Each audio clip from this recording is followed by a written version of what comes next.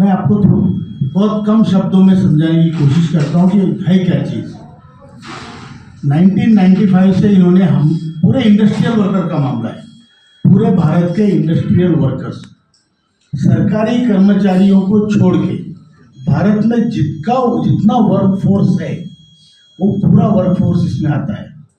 फिर उसमें बीड़ी कामगार से लेके आरटीसी से लेके रोड ट्रांसपोर्ट कॉरपोरेशन से सारे कॉरपोरेशंस, बोर्ड्स, उसके अलावा जितना कॉरपोरेट सेक्टर है, जो आपके बच्चे आज काम करते होंगे कॉरपोरेट सेक्टर में, वो कॉरपोरेट सेक्टर, जितना कोऑपरेटिव सेक्टर है, कोऑपरेटिव बैंक्स, कृषि मंडी, ये सारी चीज़ें, लोग चाय बागान, ये सारे लोग इस स्कीम में आते हैं और पीएसयूज तक इस स्कीम में आती है। Like HAL, Hindustan aeronautics limited, shipyards, उसके बाद आपकी ONGC, BEML, BEL, BHEL, ये सारे लोग इस स्कीम में आते हैं। कहने का मतलब जहाँ भी 20 से ज़्यादा लोग काम करते हैं वो मालिक उसके लिए पैसा भरता है प्रोविडेंट फंड में 12%। आप सबका भी भरा होगा और ये सभी को लागू है। पूरे हिंदुस्तान में ऐसा कोई भी सेक्टर, मतलब इंडस्ट्रियल सेक्टर में कोई छूटा नहीं है। आपको बता दूं, क्योंकि आपको भी लोग पूछेंगे, आप सभी यहाँ तक आए, मतलब मेरे लिए तो आप नेता ही हैं, तो लोग आपको पूछेंगे। 78 लाख लोग हमारे रिटायर्ड हैं, 7.5 करोड़ लोग अंशदान कर रहे हैं, जो कार्यरत है वो अंशदान कर रहे हैं जैसे आप कार्यरत थे। और पूरे भारत के इंडस्ट्रियल सेक्टर का जो स्कोप है वो है 29.88 करोड़, ऑलमोस्ट 30 करोड़। इतना बड़ा वर्कफोर्स है जिसके लिए स्कीम लागू है। उसमें 7.5 करोड़ लोगों ने अपना ही, बाकी लोगों को स्कीम में अभी तक लाया नहीं गया, तो ये उनके ऊपर एक तरीके से अन्याय है। तो अभी ये और सभी को देखो, आप हमने जो पैसा भरा है वो पैसे का अगर आज के तारीख में वैल्यूएशन देखा जाए तो आपका वैल्यूएशन जो सरकार के पास पड़ा है वो हर एक का कम से कम 20 लाख रुपया है। तो 20 लाख रुपया आपको वापस मिलना चाहिए था बैंक में होता तो, और उसके ऊपर आपको ब्याज भी मिलना चाहिए था।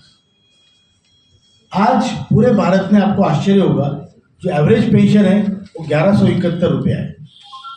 मतलब आप 60 साल के 58 साल की उम्र में 1171 रुपया लेके आपको जीना है अपनी पत्नी के साथ, ये इसका सीधा अर्थ है। तो ये समस्या, और फिर जो 20 लाख रुपए आपके हैं, प्लीज बात में करें, जो 20 लाख रुपए आपके हैं वो कभी भी वापस नहीं मिलेंगे।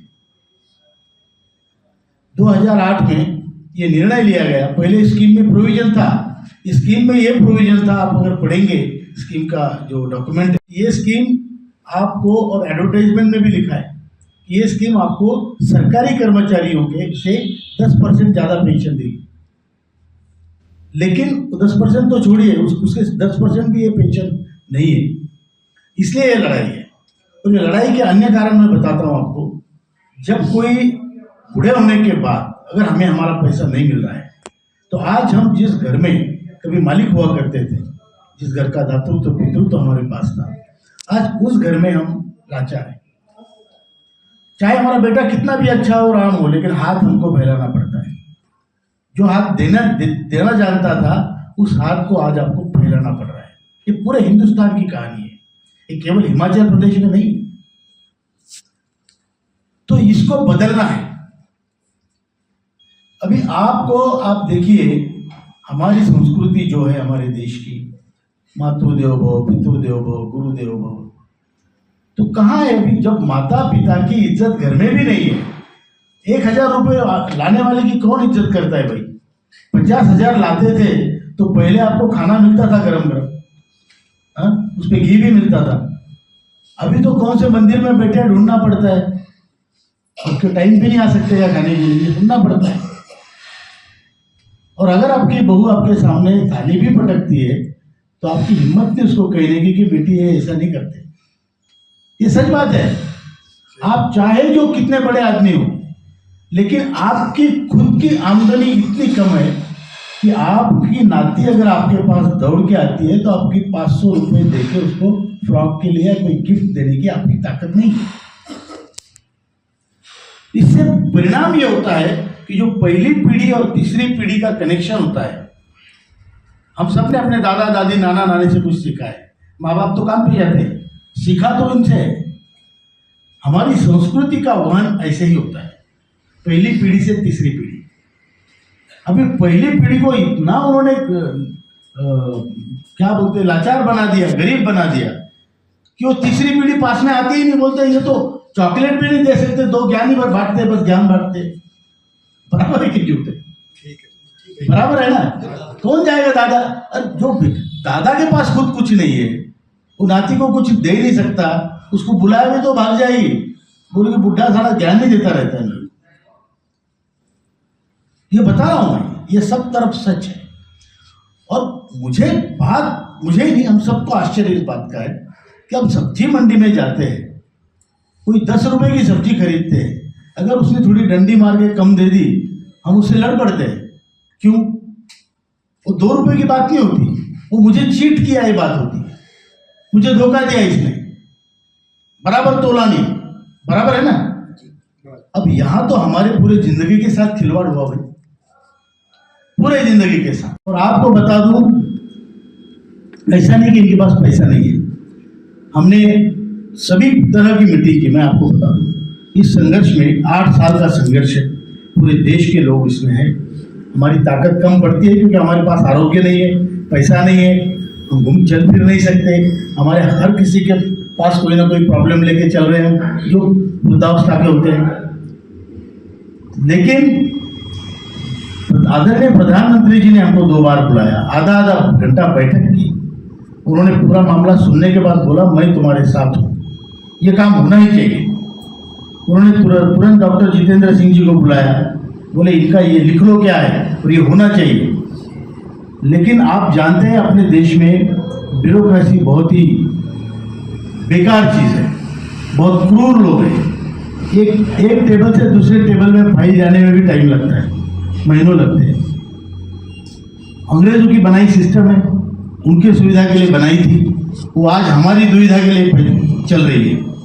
तो उसके बाद वित्त मंत्री ने 2 बार बुलाया, 2 बार हमारी चर्चा हुई। अभी तो 30 अगस्त को हुई, उन्होंने ट्विटर पे भी डाला आदरणीय निर्मला सीतारमण जी ने कि मैं कमांडर अशोक राउत और एनएसी के टीम से मिली, और उन्होंने भी अभी आश्वासित किया। पहले उनका ये मानना था कि तुम्हारा सेल्फ फंडेड स्कीम है, तुम तुम्हारा देख लो, finance department will not give anything. अभी वो कम से कम ये बोलने लगे कि yes you have genuine points and we will think over it. याद रखो, अभी फिर ईपीएफओ से सीपीएफसी से कई बार चर्चाएं हुई, कई बार श्यामलाल जी भी हमारे साथ थे, डंगवाल सर थे। तो ये चर्चाओं में ये हुआ कि अभी जो ब्यूरोक्रेसी है उनको हमने पहले एक लेवल पे लाया। कैबिनेट सेक्रेटरी ऑफ इंडिया सबसे बड़ा ब्यूरोक्रेटिक पद होता है, उससे हमारी बैठक हुई। एक्सपेंडिचर सेक्रेटरी, उसके बाद finance secretary and labour secretary, ये ब्यूरोक्रेसी के टॉप लीडरशिप से हमारी चर्चा हुई। पॉलिटिकल टॉप लीडरशिप से हमारी चर्चा हुई, संगठन की चर्चा हुई, और सबने ये निष्कर्ष निकाला कि ये काम होना चाहिए। अभी फिर काम तो हो नहीं रहा है, होना चाहिए तो सब बोल रहे हैं। अच्छा, इस मुद्दे को हम इतने 8 सालों से कितने लोगों से मिले, ऐसा मंत्री नहीं, ऐसा एक भी हमने दरवाजा नहीं छोड़ा जहां हमने माथा नहीं टेका या जहां नाक नहीं रगड़ा, लेकिन फिर भी काम नहीं हो रहा है। इसके 2-3 कारण हैं।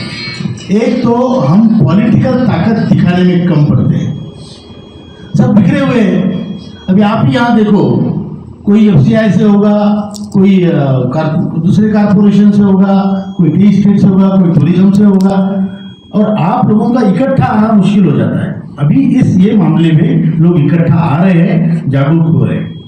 तो अभी जो भी समस्या है उसके लिए अभी पॉलिटिकल दबाव हम तैयार करने में सक्षम हो रहे हैं। इलेक्शन, महाराष्ट्र के इलेक्शन में you will not believe, Maharashtra में 13 लाख लोग रिटायर्ड है एनएससी के, 13 लाख ईपीएस 95 के। 13 लाख लोगों का 5 का भी परिवार पकड़ो क्योंकि दुख तो सबको है ना ये। तो 65 लाख वोट है और 1.5 करोड़ कर्मचारी महाराष्ट्र में अकेले अंशदान करने वाले हैं। उनमें से आप 10% पकड़ो जो इन्फ्लुएंस, क्योंकि जवानी में तो आदमी हवा को भी लाते मारते चलता है, तो 10% ही पकड़ो जो समझदार है, सुनेंगे, जो रिटायर होने के फेज में है। तो आपकी ताकत, आपके एनएसी की ताकत महाराष्ट्र में कम से कम 1.25 करोड़ वोट शिफ्ट करने की है। और जो सरकारें बनती है वो बनती है 1.5 करोड़ 1 करोड़ 40 लाख में। तो अभी ये ताकत हमने लगाई और हम सब लोग थे जब हमारी सेंट्रल वर्किंग कमेटी की मीटिंग हुई, उसमें तय हुआ कि अभी हम अपना काम एग्रेसिव तरीके से करेंगे। तो जंतर मंतर से हमने ये ऐलान किया कि जो हमारा काम करेगा वही देश में राज करेगा। हमारा काम करो, हम तुम्हारा काम करेंगे। बीजेपी को क्लियर मैसेज दिया हमने, आप हमारा काम करो, आपको चुन के लाने की जिम्मेदारी हम लेते हैं, और अगर हमारा काम नहीं किया तो आपको पैदल चलाने में भी हम ही लगाएंगे। ये उनको हमने बोल दिया है। हम कोई पॉलिटिकल पार्टी से एफिलिएटेड नहीं है, ना कोई ट्रेड यूनियन से एफिलिएटेड है। ये केवल सामाजिक कार्य के लिए है, और वो भी रिटायर्ड लोगों का EPS 95 के पेंशनरों का पेंशन का मुद्दा हल करने के लिए हम काम कर रहे हैं। क्योंकि देश का बुजुर्ग, देश का बाप भूखा नहीं हो सकता। इतना ही नहीं, उसका मान सम्मान उसके घर में बढ़ना चाहिए, उसके गली में बढ़ना चाहिए। ऐसा नहीं होना चाहिए कि मैं बूढ़ा हो गया तो लोग मुझे लांग के जा रहे हैं, ऐसा नहीं होता है। हमारी संस्कृति में अगर किसी को पैर गलती से लग गया तो 3 बार पैर पड़ लेते हैं, ये तो लांग के जाते, कोई पूछता नहीं हमको। हम चाहते हैं कि ये ताकत इतनी बढ़े कि कल को किसी को इलेक्शन में भी खड़ा है तो आपकी परमिशन के बगैर, आपके पैर पड़े बगैर उसकी जीत निश्चित ना हो। ये ताकत आपको हम देना चाहते हैं। पूरे भारत के वृद्ध समाज को, ज्येष्ठ समाज, उसको ये ताकत मिलनी चाहिए, तब उसका वजन घर में बढ़ेगा, गली में बढ़ेगा। ऐसे कोई भी हमें लात मार के चला जाए या हमें लांग के चला जाए, उसकी हिम्मत नहीं होनी चाहिए। इसके लिए ये संगठन कार्यरत है। लॉन्ग टर्म गोल हमारा वही है, व्यवस्था परिवर्तन का गोल है। और अभी जो कर रहे हैं ये हमारी पहली समस्या है। और मैं आपको बता दूँ, हमारे महासचिव जी को मैंने दिल्ली में इधर ना आने के लिए बोल के दिल्ली में भेजा है, और वो वहाँ पे कल परसों से विचार कर रहे हैं, नड्डा जी को मिलने का विचार कर रहे हैं। वो यही बताने गए हैं कि देखो भाई, अभी तुम्हारे पास टाइम है, अब कर सको तो करो, नहीं तो महाराष्ट्र भूल जाओ। स्पष्टतया कह रहे हैं। और ये कहने का, ये कॉन्फिडेंस होने का कारण संगठन मजबूत है महाराष्ट्र में।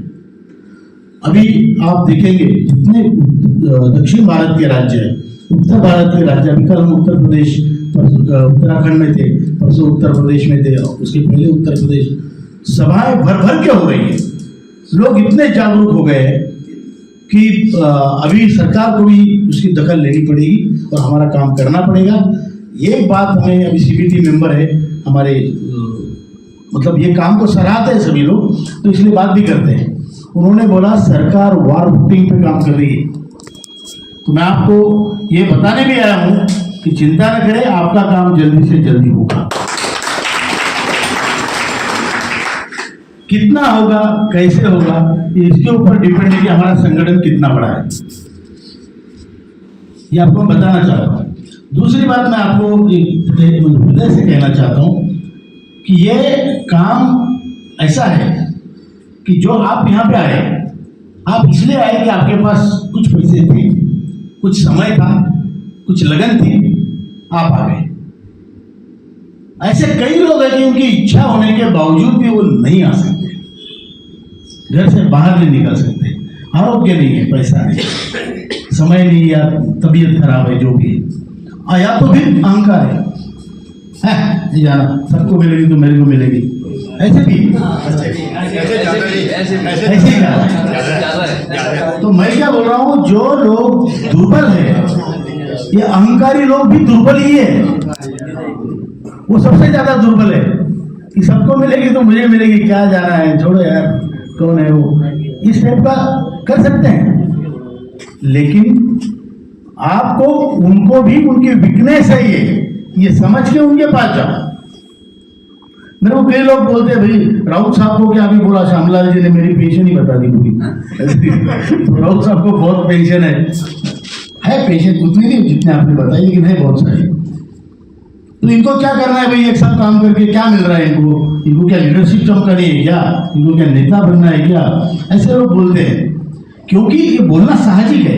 क्योंकि हमारा अब तक का जो भी व्यवहार हम जिंदगी में देखे वो लेन देन है कि भाई कुछ दो तो कुछ लो।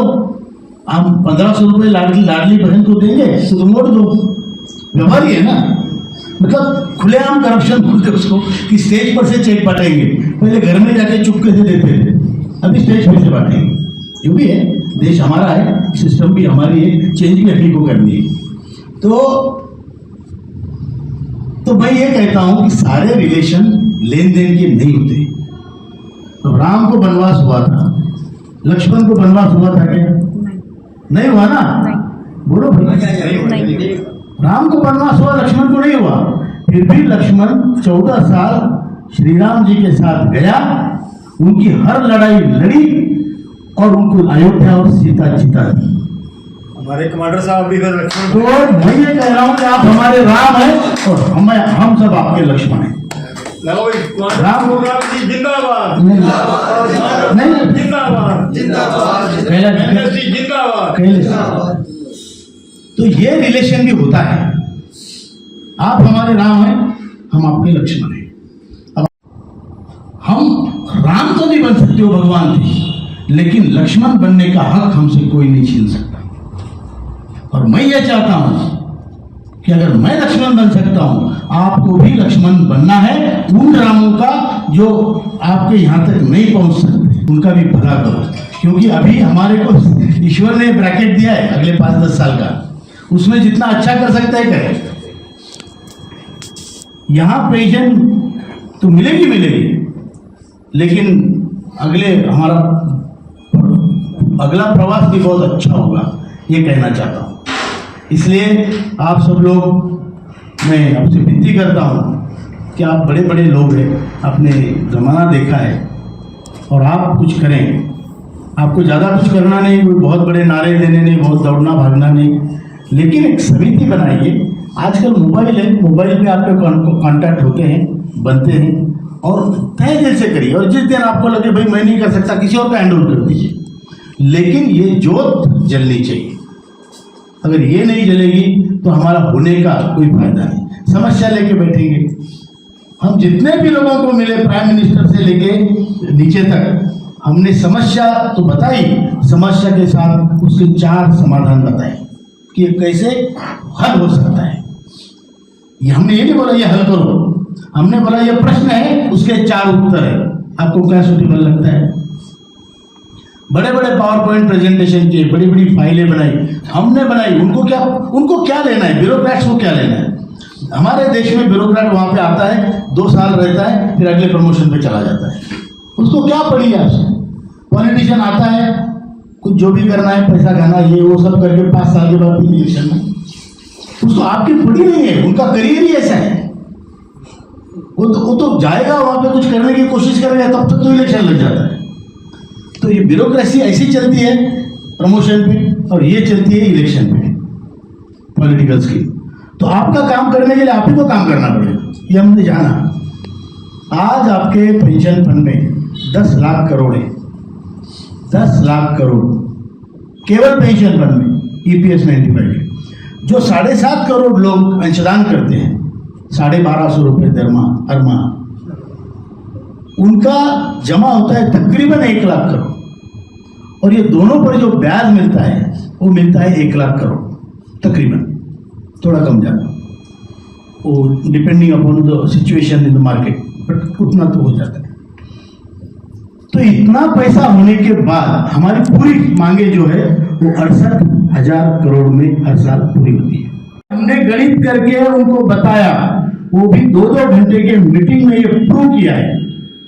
ऐसा नहीं कि बता दिया और फिर नारे लगाए, नो, हमने उनको बताया, समझाया कि ये ऐसा है सर, आप इसमें चेक करो कि गलती है तो हम सुधार लेंगे। तो तभी वो सब लोग अभी मानने लगे हैं कि यस ये हो सकता है। और फिर उसको जल्दी करने के लिए हमने महाराष्ट्र में अपना लिवर लगा दिया है कि वहां से दबाव करेंगे तो ये उठेगा। अभी दिल्ली का ढक्कन हमने कुकर का बंद कर दिया।